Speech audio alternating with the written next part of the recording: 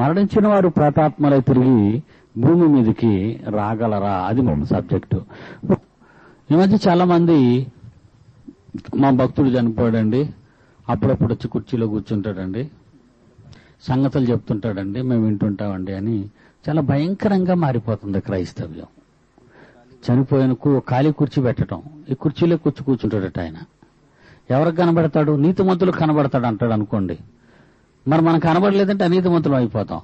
కనుక మనం నీతిమంతులు అనిపించుకోవాలంటే కనబడ్డాడని చెప్పటమే. ఎంత భయంకరమైన టెక్నిక్స్ అలా ఉపయోగిస్తున్నారంటే, చనిపోయిన వారు మరలా వస్తున్నారా? ఒకసారి మనం చూద్దాం. చనిపోయిన వారు వచ్చిన కొన్ని దాఖలాలు ఉన్నాయి, సందర్భాలు ఉన్నాయి. అవన్నీ మనం పరిశీలించవలసిన అవసరం మనకుంది.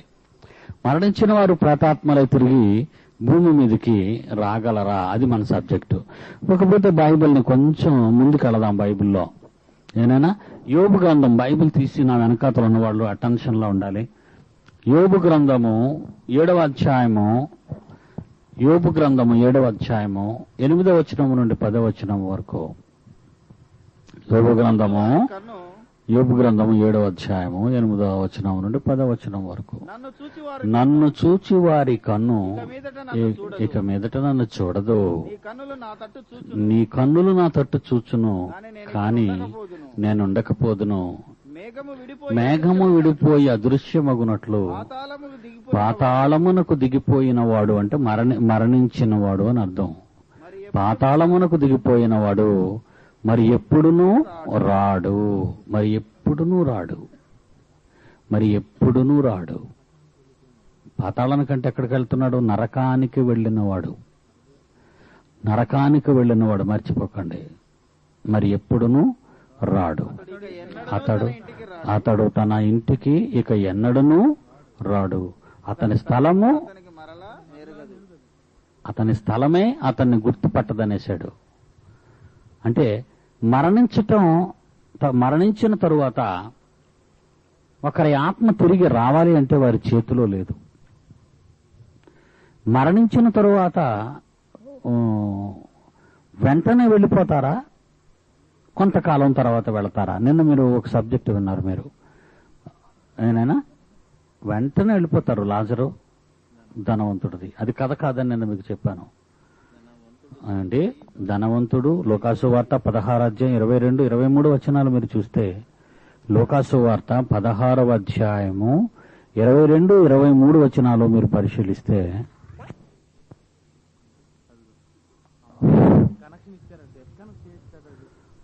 ధనవంతుడు చనిపోయి పాతి పెట్టబడెను, అప్పుడు అతడు పాతాళములో బాధపడొచ్చు అన్నది చూసారా?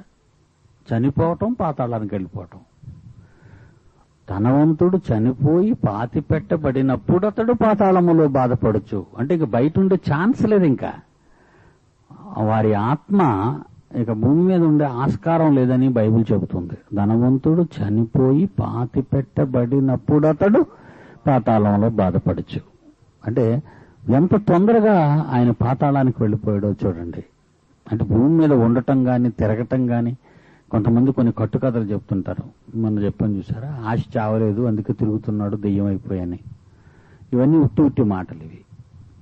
అసలు మనిషి చావటమే తడువు, క్షణాల మీద నరకానికి వెళ్ళిపోతాడు, పాతాళానికి. ఓకే, ఇకపోతే మరొక వచనాన్ని బైబిల్ నుంచి చూద్దాం. అదే యోబు గ్రంథంలో 10వ అధ్యాయం 20వ వచనం. యోబు గ్రంథము 10వ అధ్యాయము 20వ వచనము. యోబు గ్రంథము 10వ అధ్యాయము 20వ వచనము. నా దినములు కొంచెమే గదా, నా దినములు కొంచెమే గదా, తిరిగి వెలుపలికి రాజాలని దేశమునకు అంధకారము మరణాంధకారము గల దేశమునకు కటిక చీకటి అయి గాఢాంధకారమైన దేశమునకు భ్రమ పుట్టించు మరణాంధకార దేశమునకు వెలుగే చీకటి గల దేశమునకు నేను వెళ్ళక ముందు అంటున్నాడు. అంటే ఆ మాటలన్నిటిలో తిరిగి వెలుపలికి రాజాలని దేశమునకు అని ఉంది చూడండి ప్రారంభంలోనే. దిగి వెలుపలికి రాజాలని దేశమునకు అంటాడు. అదే యోబు గ్రంథంలో 20వ అధ్యాయం 9వ వచనాన్ని చూడండి. యోబు గ్రంథం 20వ అధ్యాయం 9వ వచనం. యోబు గ్రంథము 20వ అధ్యాయం 9వ వచనం. వారిని చూచిన కన్ను ఇకను వారిని చూడదు, వారి స్థలమున వారు మరి ఎన్నడూ కనబడరు. అంటే ఒకసారి ఆ స్థలంలో మాయమైపోయారు అంటే ఇంకెప్పుడు కనబడరు. చాలా మంది అనుకుంటారు, ఏమండి ఈ స్థలంలో ఒక ఆయన హత్య చేశారండి, రాత్రులు అక్కడ తిరుగుతున్నాడండి అంటారు. ఏమండి మీకు ఈ వాక్యం చాలా అవసరం. ఏమండి ఇక్కడ ఒక ఆయన, ఒక అమ్మాయి ఇక్కడ చచ్చిపోయిందండి నూతిలో పడి, ఆమె రాత్రులు అప్పుడప్పుడు బయటకు వచ్చి తిరుగుతుంటుందండి, నూతి మీద కూర్చుంటుంటుందండి అంటారు. మరొక ఆయన అంటాడు, ఏమండి ఒక ఆమె ఇక్కడ చచ్చిపోయిందండి రైలు బండి కింద, రాత్రులు శబ్దాలు వస్తుంటాయండి, గజ్జల శబ్దాలు అంటాడు. ఇంకెవరు ఈ మాటలన్నీ విని మనం ఏమనుకుంటామంటే, ఓహో అంటే ఈ ఆత్మ ఇక్కడ తిరుగుతుందా అని అనుమానం. నిజంగా ఆ మాటలు నమ్మే ప్రపంచం అంతా మోసపోతుందండి. క్రైస్తవులకి అదే భయం తెలుసా మీకు? క్రైస్తవులు కూడా అదే భయం. అన్ని జనుల సంగతి అలా ఉన్నామండి. కుక్క చచ్చిపోయింది అనుకోండి, రోడ్డు మీద కుక్క చచ్చిపోయింది అనుకోండి, అర్ధరాత్రి ఇప్పుడు వెళ్ళడానికి భయపడతారా? ఓ కుక్కే కదా అని. గేదె చచ్చిపోయింది అనుకోండి, ఆవు చచ్చిపోయింది అనుకోండి, కోడి చచ్చిపోయింది అనుకోండి, వాటి గురించి మీరు భయపడరు. సొంత జాతుడు చచ్చిపోతే భయపడుతున్నారు. ఏమండి మిగిలినవి ఏ చచ్చిపోయినా ఆత్మ ఎదురుగో. ఆవు చచ్చిపోయి మిమ్మల్ని పొడిచేయకూడదు అక్కడ ఉండి. ఏమండి దున్నపో చచ్చిపోయి కొమ్ములతో మిమ్మల్ని ఎత్తేయకూడదు అక్కడ మీరు రాగానే. రంకెలను పడకూడదు పునర్ధరాత్రి అప్పుడు అక్కడ. ఎలాంటి కథలు పుట్టించారో చూడండి వీళ్ళంతా. మొన్న ఒక ఆయన అంటాడు, ఒక అమ్మ అంటుంది, రాత్రి మా ఆయన గారు కళ్ళకి వచ్చారండి, అయ్యగారు మిమ్మల్ని సంస్మరణ సభకు రమ్మంటున్నారు అంది. నేను సంస్మరణ సభకి? అది ఎంత ఖచ్చితం చూసారా? ఇక నేను జడిసిపోయి వెళ్ళాలి. ఎందుకంటే ఆయన పిలిచినప్పుడుగా నేను సభకి వెళ్ళకపోతే డైరెక్ట్గా అక్కడికి కానీ పిలిచేస్తాడు అని భయం. మీకు అర్థమైందండి? కనుక ఇలాంటి కథలు, కాకమ్మ కథలు చెప్పి ఈరోజు జనాల్ని మరి భయభ్రాంతులు చేస్తున్నారు. బైబిల్ ఒక మహావేదం, మహాగని. మీరు వినే ఈ మాటలు వింటుంటే ఎన్ని కట్టుకథలు అనేక నమ్మరు. ఈ వాక్యాలు మీరు విన్న తర్వాత కట్టుకథలకు మీరు బానిసలు కాకూడదనే ఇలాంటి పాఠాలన్నీ ఎన్నుకొని మీకు చెప్పడం జరుగుతుంది. రైట్. మళ్ళా వచనాన్ని జ్ఞాపకం చేసుకుందాం. యోబు గ్రంథంలో 29వ వచనంలో, వారిని చూచిన కన్ను వారినికను చూడదు, వారి స్థలమున వారు మరి ఎప్పుడునూ కనబడరు. కనుక మీరేం ప్రాబ్లం, ఎవరో ఉరిపోసేసుకున్నా, ఎవరు నూతిలో పడి చచ్చిపోయినా, అక్కడ మూకుమ్మడి హత్యలు జరిగినా అక్కడ వాళ్ళు ఎవరు ఉండరు. ఎందుకంటే వాష్ అవుట్, వాళ్ళంతా అదే క్షణాన్ని వెళ్ళిపోయారు. వాళ్ళ గురించి మీరేమీ భయపడవలసినటువంటి అవసరం లేదు. ఓకే. అలాగే యోబు గ్రంథం 16వ అధ్యాయం 22వ వచనాన్ని కూడా మీరు ఒకసారి పరిశీలించండి. యోబు గ్రంథము 16వ అధ్యాయము, యోబు గ్రంథము 16వ అధ్యాయం 22, కొద్ది సంవత్సరములు, కొద్ది దినములు గతించిన తరువాత తిరిగి రాని మార్గమున వెళ్ళుదును. అంటే మరణం గురించి చెప్తున్నాడు ఇక్కడ. కొంతకాలం గడిచిన తరువాత నేను వెళ్ళిపోతాను అంటే చచ్చిపోతారు అందరూ. తిరిగి మళ్ళా మార్గాన్ని నేను రాలేని అనేసాడంతే. అంటే మరణించిన వారు ఎట్టి పరిస్థితులలోనూ తిరిగి రారు. ఓకే. ఇప్పుడు మనకి ఇవన్నీ పాత నిబంధనలోని కొన్ని అపూర్వమైన సందర్భాలు. అయితే మరణించిన వారు కొంతమంది వచ్చిన దాఖలాలు ఉన్నాయి. వాళ్ళెవరు, ఎందుకు వచ్చారు? వాళ్ళు ఏదైనా పుణ్యకార్యం మీద వచ్చారా, పీడించడానికి వచ్చారా? ఇది కూడా మనం ఆలోచించాలి. ఎందుకంటే అదుగు చచ్చిపోయినాడు వచ్చేసాడు కదండి అని అనేకూడదు. మీరు రావటానికి ఒక బలవత్తరమైన కారణం ఉండాలి. అది దేవుని యొక్క ఆమోద ముద్ర పొందుండాలి. ఇది మాత్రం మీరు మర్చిపోకండి. అలాంటి దాఖలాల్లో ఒక దాఖలా మనకుంది. లాజరు గారు చనిపోయి సమాధిలో ఉండటం. సమాధిలో ఉన్నటువంటి లాజరు యోహాను సువార్త 11వ అధ్యాయం. ఎన్ని రోజులు బట్టి ఉన్నాడట? ఆయన చచ్చిపోయి ఎంతకాలం అయింది అని ఉందా బైబిల్లో? అక్కడ యోహాను సువార్త 11వ అధ్యాయం. యోహాను సువార్త 11వ అధ్యాయం 17వ వచనం. యేసు వచ్చి అది వరకే అతడు 4 దినములు సమాధిలో ఉన్నాడు అంటున్నాడు ఆయన. 4 దినాలైంది అతను సమాధిలో ఉండి. మరి 4 దినాలు లాజరు గారి దేహం ఉంది తప్పితే లాజరు గారు లేరు. మరి ఎక్కడికి వెళ్ళిపోయి ఉండాలి ఆయన? మరణించిన వారు నీతిమంతులైతే నీతిమంతులు నెమ్మది పొందే స్థలంలో అబ్రహాము రొమ్మును ఆనుకొనడానికి ఆ లాజరు గారు వెళ్ళటం చూసాం పాత నిబంధనలో. కనుక ఈ లాజరు కూడా మరణించిన తరువాత ఆ పరదేశంలోనికే వెళ్ళాలి. కానీ మళ్ళా వెంటనే కాల్ వచ్చింది ఆయనకి. Special case. ఇది ఎందుకు చేశాడు అంటే, సమాధి దగ్గరకు వచ్చినటువంటి యూదులు గాని, ఆ 11వ అధ్యాయం చదివితే సమాధి దగ్గరకు వచ్చిన యూదులు గాని, అతనికి తోడబుట్టిన అక్క చెల్లెలు గాని, యేసు ప్రభువు మరణించిన వానిని సహితము లేపగల శక్తిమంతుడు, ఇతను దేవుని కుమారుడు అనే సంగతులు నమ్మని దశలో వాళ్ళు ఉన్నారు. మీకు అర్థమైందా? వీళ్ళు నమ్మలేదని ఆయన ఏడుస్తుంటే, వీళ్ళు నమ్మలేదని యేసుక్రీస్తు వారు ఏడుస్తుంటే వాళ్ళేమనుకున్నారట? లాజరు గారిని ఎంత ప్రేమించాడో పాపం ఏడుస్తున్నాడు అన్నారు. అంటే ఎలాంటి వాతావరణంలో ఉన్నారో వాళ్ళు చూడండి.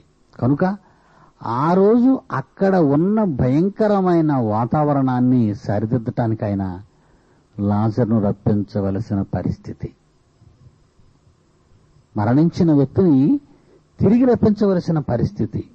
ఇకపోతే క్రొత్త నిబంధనలో యేసు గాని అపోస్తలులు గాని మరణించిన వారిని లేపటంలో ఒక బలమైన కారణం ఉన్నది, తిరిగి రప్పించటంలో భూమి మీదకి. అదేంటంటే యేసు దేవుని కుమారుడని నిరూపించటానికి. ఎందుకంటే యేసుని వాళ్ళు నమ్మలేదు, తెలుసు కదా మీకు. యేసు ప్రభువుని నమ్మలేదు. యోహాను సువార్త 10వ అధ్యాయము,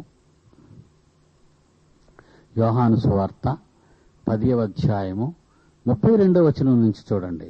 యోహాను సువార్త 10వ అధ్యాయము 32వ వచనము నుండి, యేసు తండ్రి యొద్ద నుండి అనేకమైన మంచి క్రియలను మీకు చూపాను కదా, వాటిలో ఏ క్రియ నిమిత్తము నన్ను రాళ్లతో కొట్టుదురని వారిని యూదులను అడిగాడు యేసు స్వామి. అందుకు యూదులు, నువ్వు మనుష్యుడివై ఉండి దేవుడినని చెప్పుకొనుచున్నావు కనుక దేవదూషణ చేసినందుకే నిన్ను రాళ్లతో కొట్టుదము. చూసారా? యేసును నమ్మని దశ అది. నమ్మని వారిని నమ్మించటానికి ఆయన ఎన్ని మహత్కార్యాలు సూచక్రియలు చేశాడో చూడండి. ఆయన వాళ్ళు నమ్మలేదు. అంత గొప్ప సూచక్రియలు చేస్తేనే నమ్మలేదు వాళ్ళు. ఈ రోజు అద్భుతాలు సూచక్రియలు చూస్తే వీళ్ళందరూ నమ్మేస్తారని మీరు అనుకున్నారా? తండోపతండాలుగా జాతరలాగా వెళుతున్నారు అక్కడికి. వీళ్ళంతా నమ్ముతారని మీరు అనుకుంటున్నారా? మిమ్మల్ని అందరినీ ఒక ప్రశ్న వేస్తాను. ఒక స్వస్థత వరాలు ఉన్నవాడు వస్తాడు ఒక ఊరికి. అక్కడ జనం 3 లక్షలు 4 లక్షల మంది వస్తారు. అంటే జరుగుతున్న స్వస్థతల వలన, కాసేపు అనుకుందాం, జరుగుతున్న స్వస్థతల వలన ఈ 4 లక్షల మంది చూసి మారాలా వద్దా? ఏమండి? స్వస్థతలు జరిగితే మారాలి తప్పనిసరిగా. మరి మారితే అక్కడ ఉన్న స్థానిక సంఘాలలో సభ్యత్వం పెరగాలా వద్దా? ఏమండి? లెక్కలేస్తున్నామండి. అక్కడున్న స్థానిక సంఘాలలో క్రైస్తవుల సభ్యుల సంఖ్య పెరగాల వద్దా? పెరగాల. మరి పెరుగుతున్నాయా లేదా? స్వస్థత వరాల భక్తుడు వచ్చి లక్షలాది మంది తండోపతండాలుగా వచ్చి కేకలు వేసి గొడవలు చేసినా, ఇన్ని స్వస్థతలు జరిగాయని అనుకున్నా తెల్లవారు లేచేసరికి లేక ఆదివారం వచ్చేసరికి ఆ పరిసరాల సంఘాలలో ఉన్న వారి సభ్యత్వపు సంఖ్య అలాగే ఉంటుంది. వీలైతే పడిపోయే అవకాశాలు ఉన్నాయి. మరి ఇది ఏం జరిగింది అనుకుంటున్నారు మీరు? ఆలోచించండి. కనుక మామూలు మనసుతో మనం ఆలోచించిన జరుగుతున్నవన్నీ గారడీలు అని అర్థమైపోతుంది మనకి.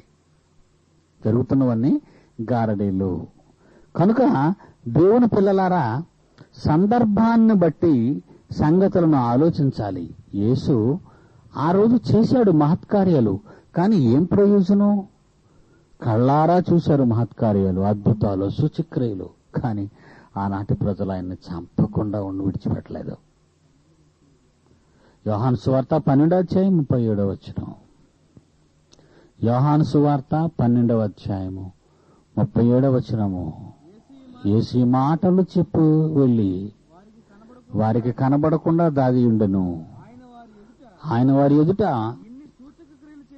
ఎన్ని సూచక క్రియలు చేసినను వారు ఆయన యందు విశ్వాసముంచరైరి. అంటే ఇప్పుడు మీకు యేసు చేసిన వాటికే విశ్వాసం లేదు వాళ్ళకి. సదరు భక్తుడు చేస్తే విశ్వాసం వస్తుందా? బచ్చా భక్తుడు చేస్తే? ఆలోచించండి. మరి యేసు చేసిన వాటికే ఠికానా లేదు. ఏమండి? మరి ఇతనికేంటి ఇక రిజల్ట్ ఉంటుందని మీరు ఎలా అనుకుంటున్నారు? అందుకే నేను చెప్పాను రిజల్ట్ ఉండదని. రిజల్ట్ ఉండదని కిట్టగా చెబుతున్నానని మీరు అనుకుంటారని బైబిల్ రెఫరెన్స్ చెప్పాను. ఇంకా మీరు నమ్మకపోతే ఒకసారి స్వస్థతలు జరిగిన తర్వాత, ఆ కోటాలు జరిగిన తర్వాత ఆ సరౌండింగ్ ఏరియాస్ లోను చర్చెస్ ని ఇన్వెస్టిగేషన్ చేయండి. సభ్యుల సంఖ్య అలాగే ఉంటుంది. మరి మారిన వాళ్ళందరితో సంఘాలు నిండిపోయి చర్చిలు డెవలప్ చేసేస్తుండాలి. కనుక యేసు చేశాడు. ఎందుకు చేశాడు అంటే నమ్మించటానికి. అయినా నిష్ప్రయోజనం అయిపోయింది. కనుక యేసు అంతటి గొప్ప కార్యాలు చేశాడు. పాతాళలోకమందలి పరదేశులోని ఆత్మలను కొన్ని సందర్భాలలో అక్కడున్న ప్రజానీకాన్ని నమ్మించటానికి లాజరును బయటకు రమ్మన్నాడు. లాజరు బయటకు రా అన్నాడు. అది సందర్భానుసారంగా జరిగింది. ఇకపోతే మరొక విశేషమైన సంగతి బైబిల్లో ఒకటి మీకు నేను చూపిస్తాను. అది మోషే ఎలీయాలు. యేసుక్రీస్తు రూపాంతరం పొందటం అని ఒక సందర్భం, ఒక సంఘటన బైబిల్లో మీరు చూస్తారు. యేసుక్రీస్తు రూపాంతరం పొందటం మత్తయి సువార్త 17:1 నుంచి చూడండి. 1 నుండి 4 వరకు. అక్కడ మోషే ఎలీయాలు వస్తారు. వచ్చి వాళ్ళు ఎందుకు వచ్చారు? ఊరకనే వచ్చారనుకున్నారా మీరు? వాళ్ళు అక్కడ వచ్చి యేసుక్రీస్తు ఏం మాట్లాడుతున్నారో చూడండి. 6 దినములైన తరువాత యేసు పేతురును, యాకోబును, అతని సహోదరుడైన ఏమన్నా యోహానును వెంటబెట్టుకుని ఎత్తైన ఒక కొండ మీదకి ఏకాంతముగా పోయి వారి ఎదుట రూపాంతరము పొందెను. ఆయన ముఖము సూర్యుని వలె ప్రకాశించెను. ఆయన వస్త్రములు సూర్యకాంతి వలె తెల్లనివాయెను. మరియు మోషే ఎలీయా అనువారు ఆయనతో మాట్లాడుచుండగా వారు చూచిరి. ఏం మాట్లాడుతున్నారు వీళ్ళు? లూకాసు వార్త 9:30 వాళ్ళిద్దరూ వచ్చి ఏం మాట్లాడుతున్నారో ఈ సువార్త ఇక్కడ రాశాడు. వాళ్ళు రావటానికి కారణం ఏంటి, వాళ్ళు వచ్చి ఏం మాట్లాడుతున్నారు పాతాళ లోకం నుంచి అని చూస్తే ఇక్కడ ఒక సందర్భం ఉంది. ఊరకనే వాళ్ళు రాలేదు.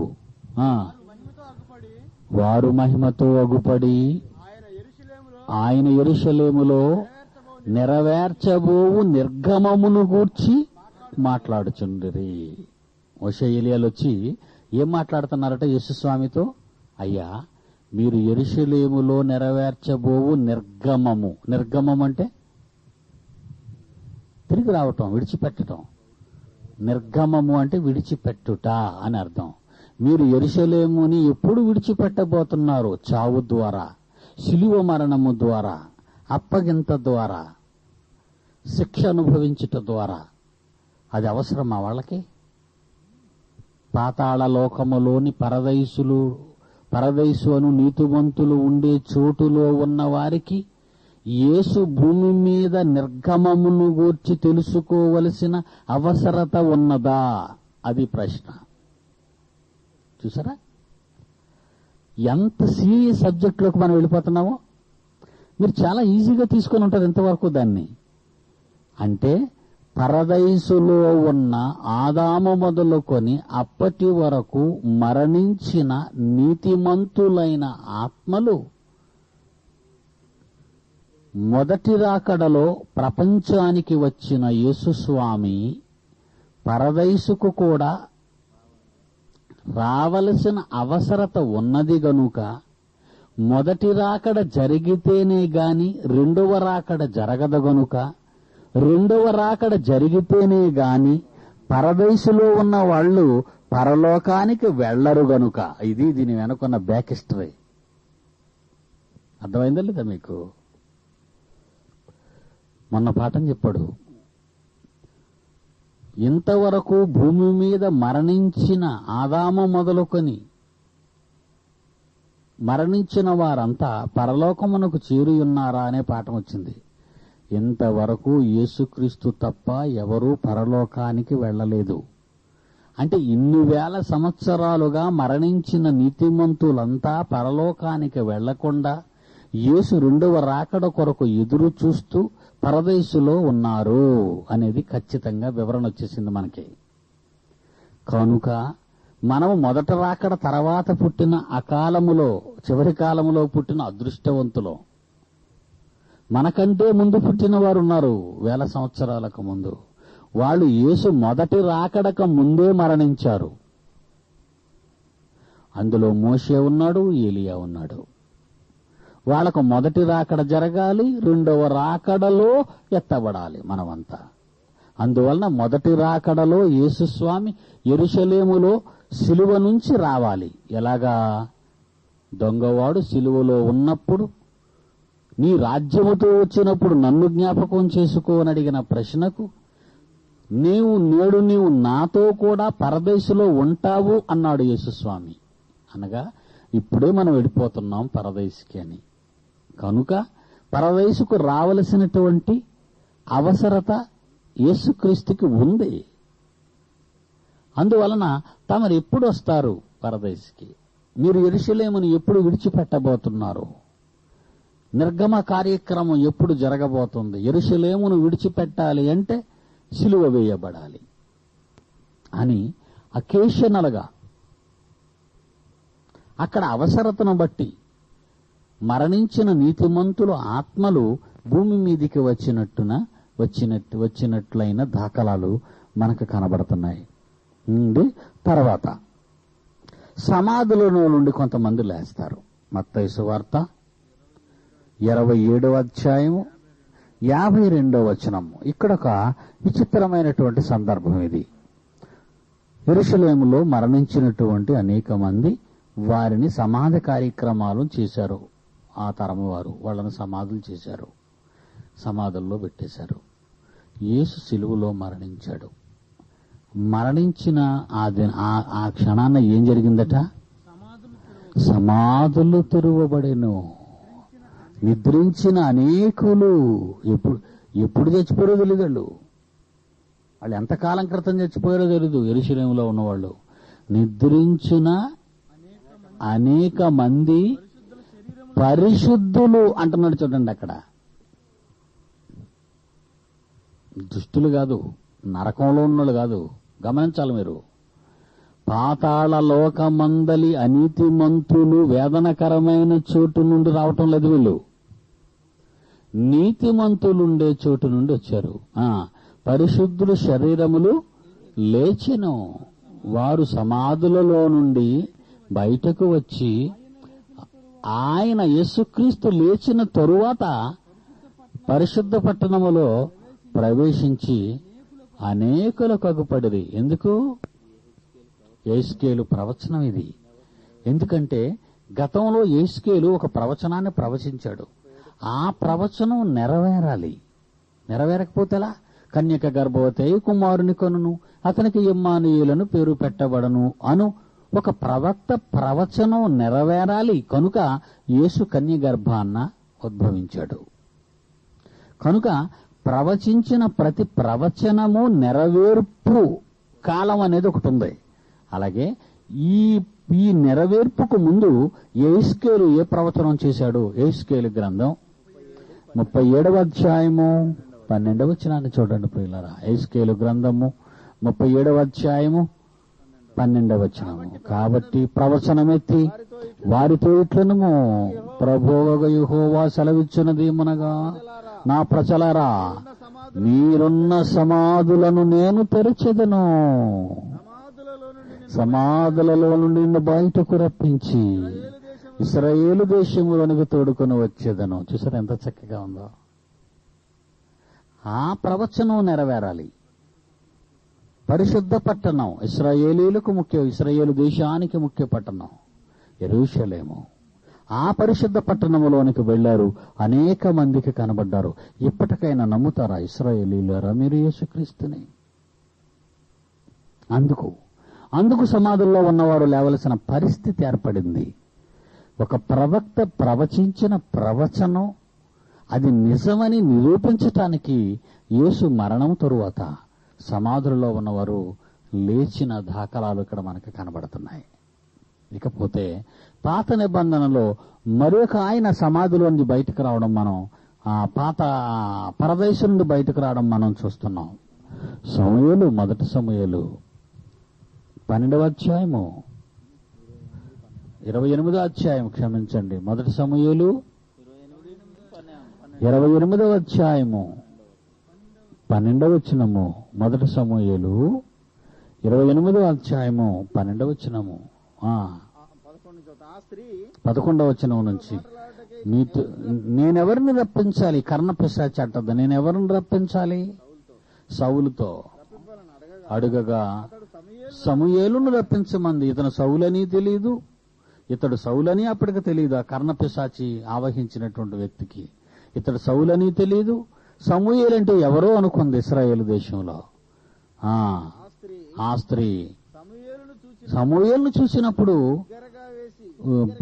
బిగ్గరగా కేక వేసింది. అంటే ఇప్పుడు ఐడెంటిఫై చేసింది, అమ్మో ఈ సమూయేలా అని.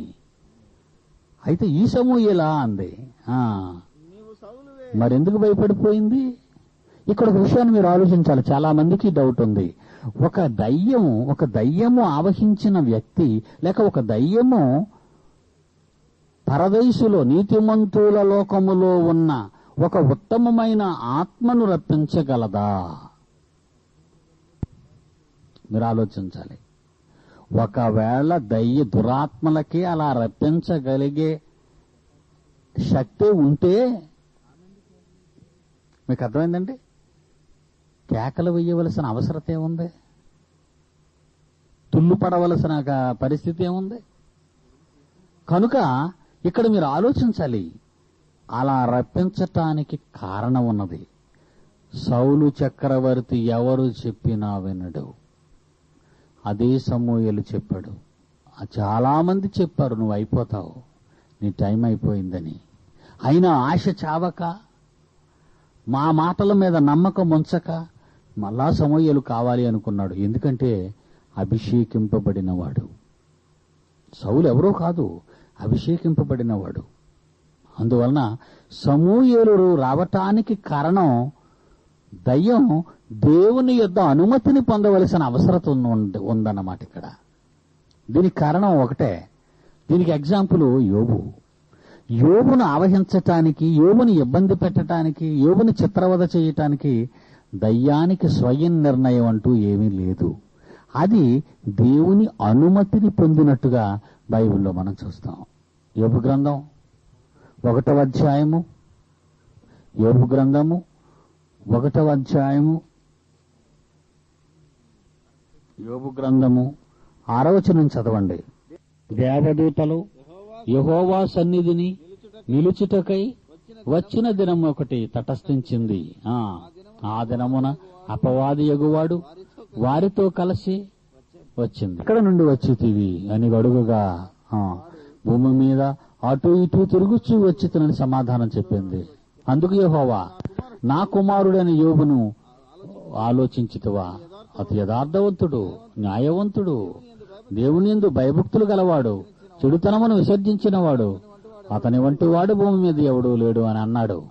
అపవాది, ఊరకనే దేవుని యందు భయభక్తులు గలవాడాయనా, అతనికిని అతని ఇంటి వారికి కలిగిన సమస్తానికి నువ్వు కంచె వేశావు కదయ్యా.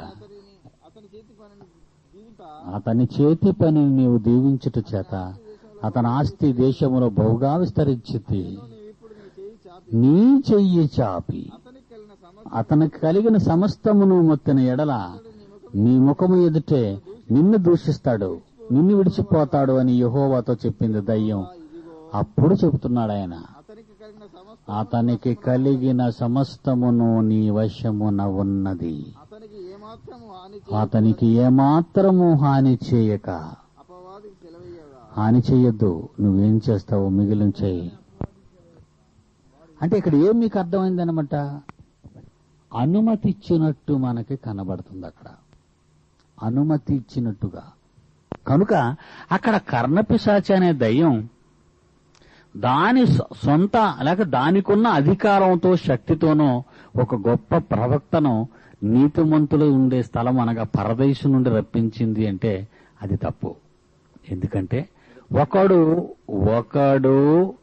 ఆ లోకము నుండి రావాలన్నా, ఆ లోకానికి తిరిగి పోవాలన్నా పైనుండి వాని అధికారాన్ని పొందాలి. అదే మొదటి సమూయేలు 2వ అధ్యాయము 6వ వచనాన్ని చూడండి. ఇక్కడ ఖచ్చితంగా రాశాడు దేవుడు. ఒకడు ఆ లోకం నుంచి రావాలన్నా అతడు దేవుని అనుమతి పొందాలి, అక్కడ ఆయన ఒప్పుకోవాలి. మొదటి సమూయేలు 2వ అధ్యాయము 6వ వచనం, జనులను సజీవులుగాను మృతులను గాను చేయువాడు యెహోవాయే, పాతాళమునకు పంపుచు అందులో నుండి రప్పించేవాడును ఆయనే. ఎంత ఖచ్చితమైన మాట! కనుక లాజరును పంపాలన్నా తిరిగి రప్పించాలన్నా, యాయీరు కుమార్తెను పంపాలన్నా తిరిగి రప్పించాలన్నా, సమూయేలును పంపాలన్నా తిరిగి రప్పించాలన్నా, మోషే ఏలియాలు లోపలికి వెళ్లాలన్నా, లోకానికి రావాలన్నా, సమాధులలో నుండి బయటకు రావాలన్నా, తిరిగి సమాధులలో నుండి లోకానికి పోవాలన్నా అతని అనుమతి కావాలి. అతని అనుమతి పొందడం అంటే సామాన్యమైన సంగతి కాదు. దాని వెనుక అత్యవసరమైన కారణం ఉండాలి, అనవసరమైన రీజన్స్ కావవి. కనుక సోదర సోదరీమణులారా, దేవుని పిల్లలారా, ఈ రాత్రి మనం ఆలోచించే అపూర్వమైన సందర్భం అదే. మరణించిన వారు తిరిగి భూమి మీదకి రాగలరా? రావటానికి 1 దేవుని అనుమతి కావాలి, 2 సరైన కారణమై ఉండాలి, 3 నీతిమంతులు మాత్రమే. Very good. ఈ రోజు ఒక నీతిమంతుడు పరదైసులో నుండి భూమి మీదికి రావటం అవసరమా? ఈరోజు పరదైసులో ఉన్న ఒక నీతిమంతుడు భూమి మీదకి రావటం అవసరమా? అలా అనుకుంటే ఏంటి అవసరం? లూకాసు వార్త 16వ అధ్యాయం, లూకాసు వార్త 16వ అధ్యాయం ఆలోచిస్తే, ఒకవేళ భూమి మీదే దేవుని వాక్యాన్ని చెప్పాలి, పాతాళంలో జరుగుతున్న నరకంలోని భయంకరమైన పరిస్థితిని భూమి మీద ఉన్న మనుషులకు వివరించాలి అని అనుకుంటే, క్రీస్తుకు పూర్వమే సత్యం పరిపూర్ణం కాకముందు, సరైన వాక్యం లేకముందే సువార్త ప్రకటించాలి, బోధ చెప్పాలి, సాక్ష్యం చెప్పాలి అని ధనవంతుడు అబ్రహాంను అడుగుతున్నాడు. 16వ అధ్యాయం 30వ వచనం, తండ్రి అయిన అబ్రహామా, అలాగనవద్దు, మృతులలో నుండి ఒకడు వారి యొద్దకు వెళ్లిన ఎడల వెళితే.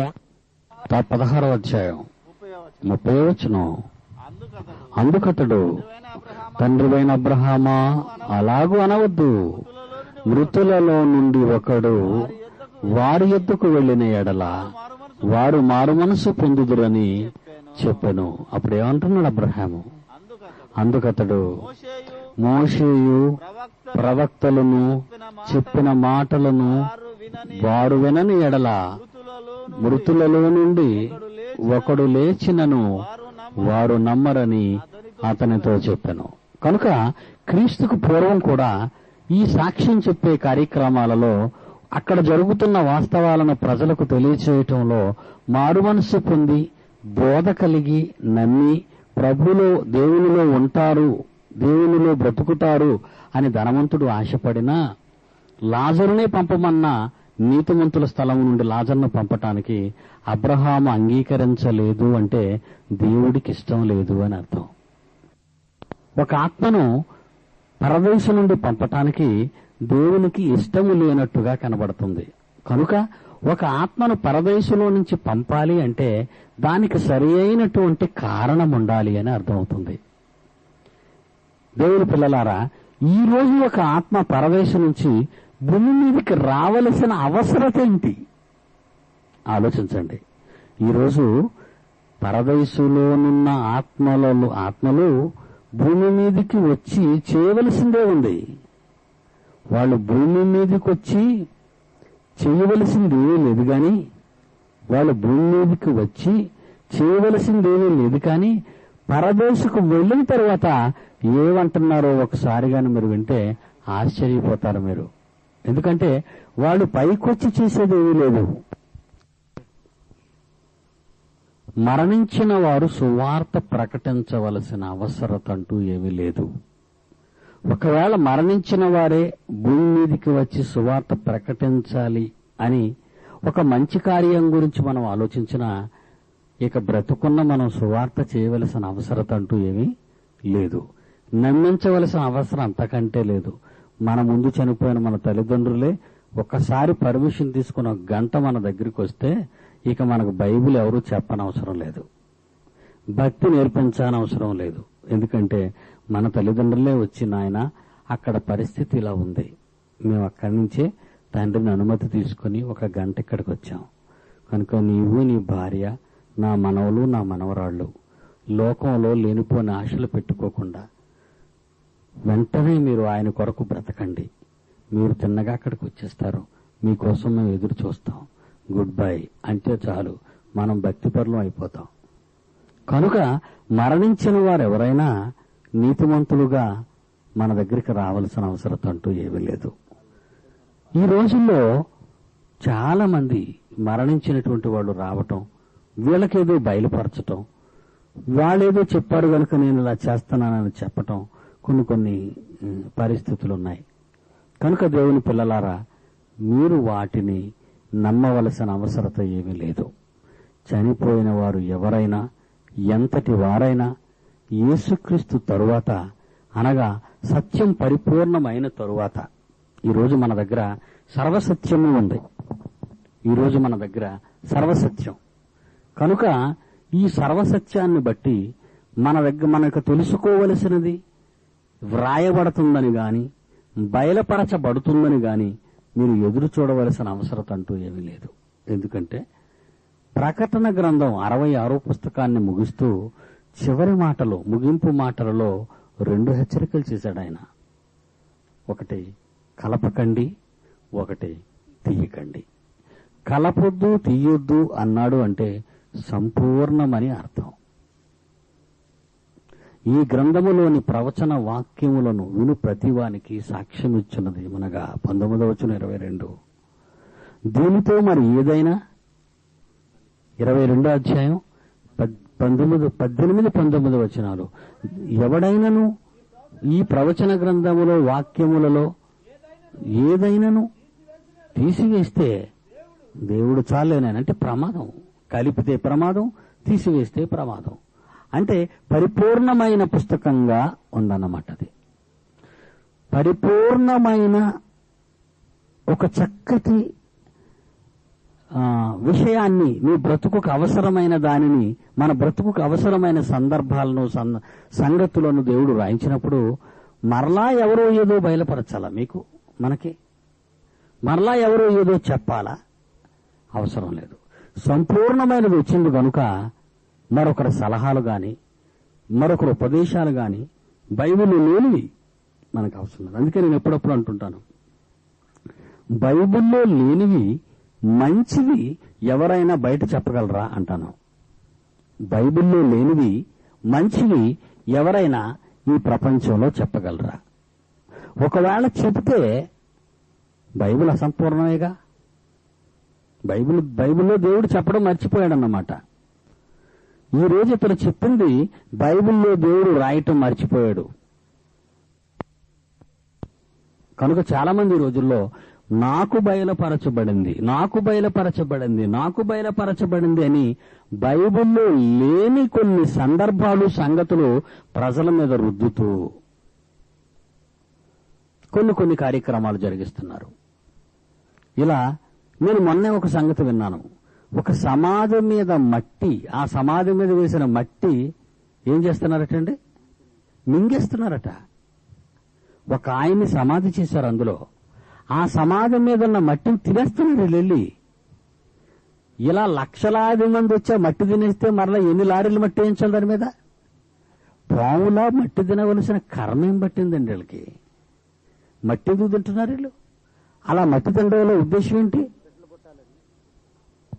ఆ చచ్చిపోయిన వ్యక్తి సమాధిలో ఉన్నవాడు గొప్పవాడు గనుక ఆ మట్టి తింటే పిల్లలు పుడతారనో, ఆ మట్టి తింటే రోగాలు పోతాయనో, ఆ మట్టి తింటే శుభం కలుగుతుందనో, లేక ఆ సమాధిలో ఉన్న వ్యక్తి సంఘంలో వచ్చి కూర్చుంటే అతడు బయలుపరిచిన ఎన్నో సంగతులు సంఘాల్లో అమలు చేస్తే దానికి ప్రజానీకానికి ఏదో మేలు జరుగుతుందని తప్పుడు నమ్మకాలలో, గుడ్డు నమ్మకాలలో ఈరోజు క్రైస్తవులు ఉండటం విచారకరం. కనుక ఎట్టి పరిస్థితులలోనూ మరణించిన వారు తిరిగి భూమి మీదకి రారు. వచ్చారు అనడానికి వాళ్ళకి ఎన్నో దాఖలాలు మీకు చదివి వినిపించాను. అలా రావటానికి కొన్ని ప్రత్యేకమైన కారణాలు ఉన్నాయి. పరదేశులో ఉన్న వాళ్ళు బోధించటానికి వస్తాము అని అంటున్నారా? ఆలోచించండి. పరదేశులో ఉన్నవాళ్ళు మనకు వాక్యాన్ని బోధించి నీతిమంతులు కదండి. నీతిమంతులు, చనిపోయిన వాళ్ళంతా నీతిమంతులు. వాళ్ళు పరదేశికి వెళ్ళి ఏమంటున్నారో మీకు తెలుసా? మీకు బోధ చేయటానికి వస్తామని అంటం లేదు వాళ్ళు. అయ్యా మేము అర్జెంటుగా వెళతాం, మా వాళ్ళందరికీ బోధ చేస్తాం, మరొక ఛాన్స్ ఇవ్వండి అని అడగరండి వీళ్ళు. 6వ అధ్యాయం ప్రకటన గ్రంథం 9-10 వచనాలు చదివితే అసలు వాళ్ళు బోధ చేయడానికి వస్తున్నారా, మనకు బుద్ధి చెప్పమంటున్నారా? అది చూడండి. ప్రకటన గ్రంథం 6వ అధ్యాయం 9-10 వచనాలు. ఆయన 5వ ముద్రను విప్పినప్పుడు దేవుని వాక్యము నిమిత్తమును తామిచ్చిన సాక్ష్యము నిమిత్తమును వధింపబడిన వారి ఆత్మలను బలిపీఠము క్రింద ఉండుట చూచితిని. వారు నాథా, సత్యస్వరూపి, పరిశుద్ధుడా, ఎందాక తీర్పు తీర్చక మా రక్తము నిమిత్తము భూనివాసులను ప్రతిదండన చేయకయు ఉందువని బిగ్గరగా కేకలు వేశారట. ఏమని వేస్తున్నారంటే కేకలు? మా నిమిత్తము, మా రక్తము నిమిత్తము భూనివాసులను ఏం చేయమంటున్నారు? వాళ్ళు ప్రతిదండన, చితకొట్టమంటున్నారు. ఎందుకండి? కిందకెళ్ళిపోయి హాయిగా ప్రశాంతమైన చోట్లో ఉండకుండా వాళ్ళు భూమి మీద బతుకున్న మనసురు పోసుకుంటారు ఏంటంటే వాళ్ళు. అంతే కదండి. వాళ్ళు అక్కడికి వెళ్ళి ఏం చేస్తున్నారు? కంప్లైంట్ ఇస్తున్నారు. ఏమని? మా నిమిత్తము. ఎంత చక్కగా ఉందో చూడండి. మా నిమిత్తము భూనివాసులను ప్రతిదండన చేయక నీవుంటావు. వాళ్ళ నిమిత్తం వాళ్ళని గురించి మనల్ని ప్రతిదండన చేయాలి.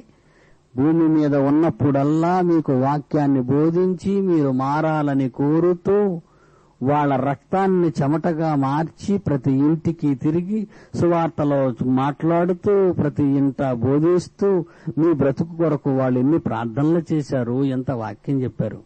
అయినా మారలేదు. మీరు మారలేదు గాని ఇతను పోయాడు. మనం మారలేదు గాని ఇతను చచ్చిపోయాడు. చచ్చిపోయి ఎక్కడికి వెళ్ళాడు? నీతిమంతులుండే స్థలానికి వెళ్ళాడు. అక్కడికి వెళ్ళేమంటున్నాడు?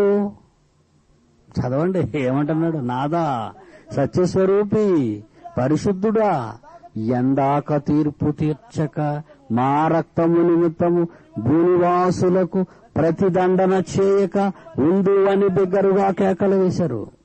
మీకు సంగతి తెలుసా? కయీను హెబెల్ని చంపేశాడు. పీడ విరగడైపోయింది అనుకున్నాడు, అంతేనా? కానీ కంప్లైంట్ వెళ్తుంది దేవుడి దగ్గరికి. కంప్లైంట్ వెళ్ళిందట. ఏమని కంప్లైంట్? ఆదికాండం 4వ అధ్యాయం 10వ వచనం. అప్పుడు ఆయన కయీను అడుగుతున్నాడు, నువ్వు చేసిన పని ఏమిటి? నీ తమ్ముని రక్తము యొక్క స్వరము నేలలో నుండి నాకు మొరపెట్టుచున్నది ఏమని? నీ సంగతి చూడమని. చూసారా? సొంత తమ్ముడు నన్ను అన్యాయంగా చంపేశాడు. మా అన్నయ్య ఒక మంచి పని చేసినందుకు చంపేశాడు నన్ను. వాడి సంగతి చూడవా నాయన? ఇదేంటండి? భూమి మీద ఈ దరిద్రం వదిలిపోయినందుకు పరదేశంలో ప్రశాంతంగా ఉండడం మానేసి భూమి మీద బతుకున్నోడు గురించి ఎలగొడబెట్టండి బాబు. అర్థమైందా లేదా మీకు?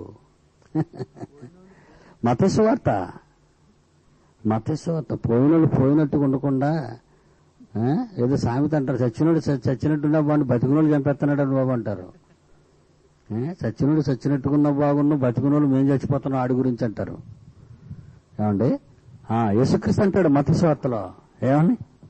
ఏమైనా రెఫరెన్స్ తెలుసా మీకు? మత్తయి రాసిన సువార్త 23వ అధ్యాయం 35వ వచనము. నీతిమంతుడైన హెబెలు రక్తము మొదలుకొని బలిపీఠమునకును దేవాలయమునకును మధ్య మీరు చంపిన బరకీయ కుమారుడైన జకరియా రక్తము వరకు భూమి మీద ఎందుకు వీకైపోయేలాగా గట్టి చదువు. భూమి మీద చిందింపబడిన నీతిమంతుల రక్తమంతా నీ మీదికి వచ్చును అన్నాడు. అంటే వీళ్ళు ఊరుకుంటున్నారు అనుకున్నారా మీరు? ఇవన్నీ నీ తరము వారి మీదికి వచ్చును. ఇది ఖచ్చితంగా చెప్తున్నా అన్నాడు యేసుస్వామి. ఆలోచించారా? అదే అనుకుంటున్నారా? ఇక యేసు ప్రభు గురించి కూడా చూస్తారా మీరు? ఆయన కూడా ఆయన రక్తాన్ని కూడా లాగేసాం కదండి. మన బ్లడ్ సక్కర్స్ అండి.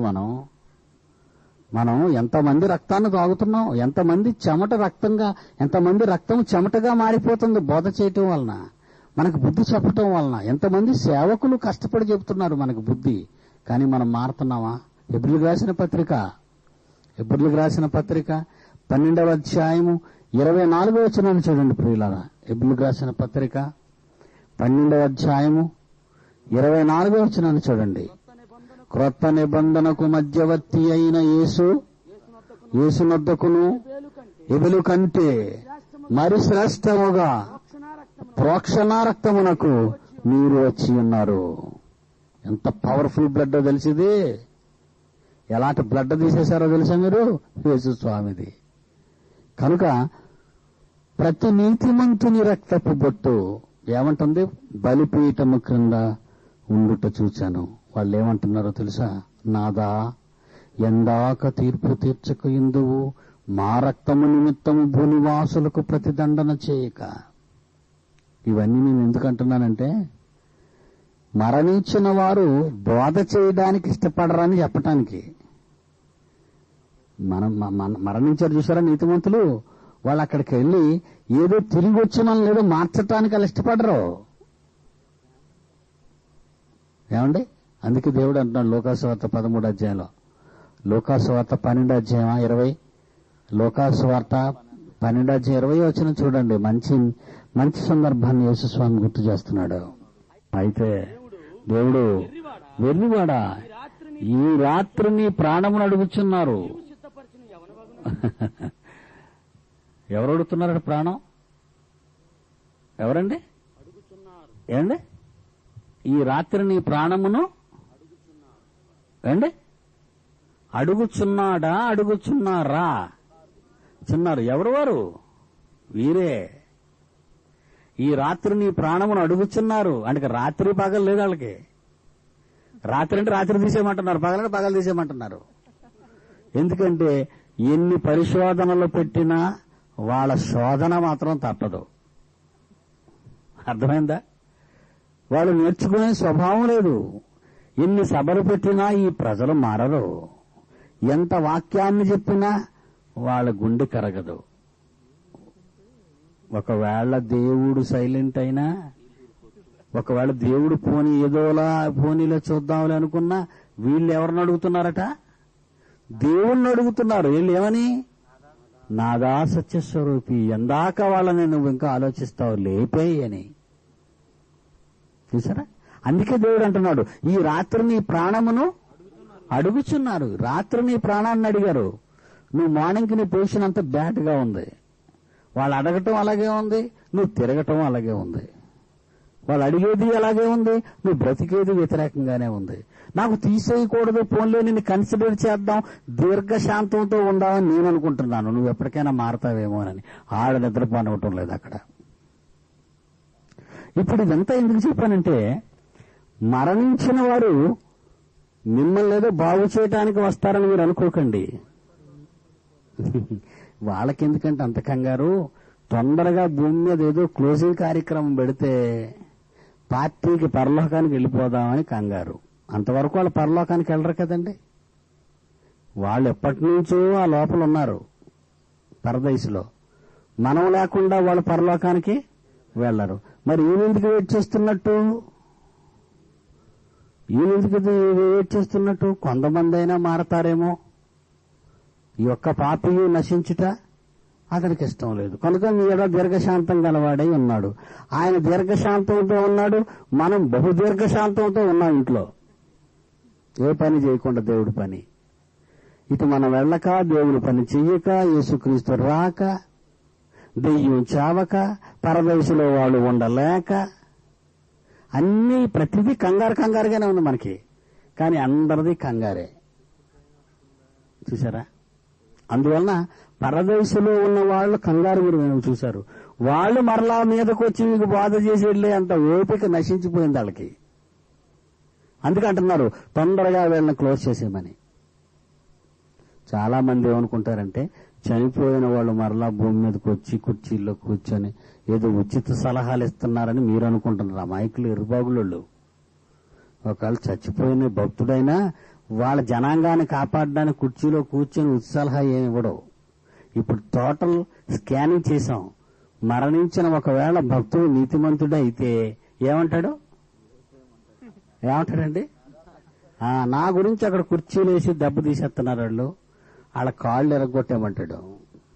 నా గురించి కుర్చీలు వేస్తున్నారు వాళ్ళు అక్కడ అని నిజంగా బాధపడతాడు. ఒకవేళ మరణించిన వాడు బుద్ధిహీనుడు అయ్యాడు అనుకోండి, అంటే ధనవంతుడు, వాడేమంటాడు?